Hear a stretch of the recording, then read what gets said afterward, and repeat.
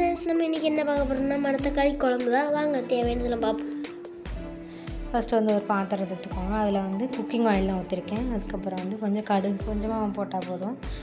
கொஞ்சமாக கடுகு போட்டிருக்கேன். அதுக்கப்புறம் வந்து சின்ன வெங்காயம் ஒரு கை அளவு எடுத்து குட்டி குட்டியாக கட் பண்ணி வச்சுருக்கேன். அதுக்கப்புறம் ஒரு 4-5 பல்லு பூண்டு, ஒரு தக்காளி, ஒரு 3 பச்சை மிளகா.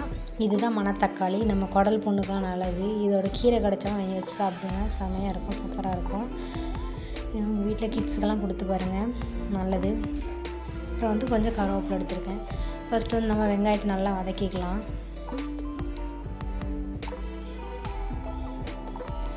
வெங்காயம் ஓரளவு வதங்கினதுக்கப்புறம் நம்ம வந்து மணத்தக்காளி வச்சுருக்கோம்ல, இந்த மணத்தக்காளியை வந்து அது கூட சேர்த்து நம்ம நல்லா மிக்ஸ் பண்ணிக்கலாம்.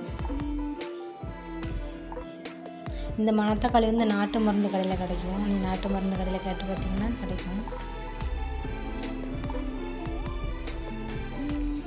அப்புறம் வந்து கருவேப்பிலை போட்டுக்கலாம். அதுக்கப்புறம் வந்து நம்ம வந்து கட் பண்ணி வச்சுருக்கோம் இல்லையா தக்காளி, அதுவும் கூட சேர்த்து போட்டுக்கலாம். பச்சை மிளகா, பூண்டு வந்து நான் கொஞ்சம் நீளமாகவே வெட்டி கட் பண்ணி வச்சுருக்கேன். இதை வந்து அப்படியே நல்லா வதக்கிக்கோங்க. அந்த எண்ணெயிலே நல்லா வதங்கட்டும். அதுக்கப்புறம் வந்து 2 ஸ்பூன் வத்தல் தூள் எடுத்திருக்கேன். தனி வத்தல் தூள் மட்டும்தான். இது வந்து வீட்டில் அரைச்சி வச்ச மல்லிப்பொடி, அதுவுமே ஒரு 3 ஸ்பூன் எடுத்திருக்கேன்.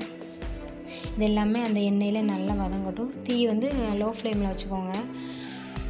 வச்சு நீங்கள் நல்லா அந்த எண்ணெயிலே நல்லா வதக்கி விட்டுக்கோங்க.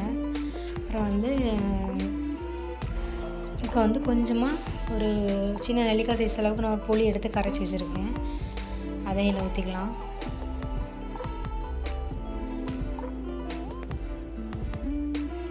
இப்போ தண்ணி நிறையா வைக்காதீங்க. இந்த மாதிரி கொஞ்சம் கட்டியாக வச்சிங்கன்னா கரெக்டாக நல்லாயிருக்கும். ஹோட்டல் ஸ்டைலில் நம்ம வத்தல் குழம்பு சொல்லுவோம், வத்த குழம்பு சொல்லுவாங்கள்ல, அந்த மாதிரி கரெக்டாக அந்த பதத்துக்கு வரணும். வந்து நம்ம தேவையான உப்பு போட்டுக்கலாம். நீங்கள் இப்போ இதில் வந்து கத்திரிக்காய் கூட சேர்த்துக்கலாம். நான் கத்திரிக்காய் சேர்க்கல.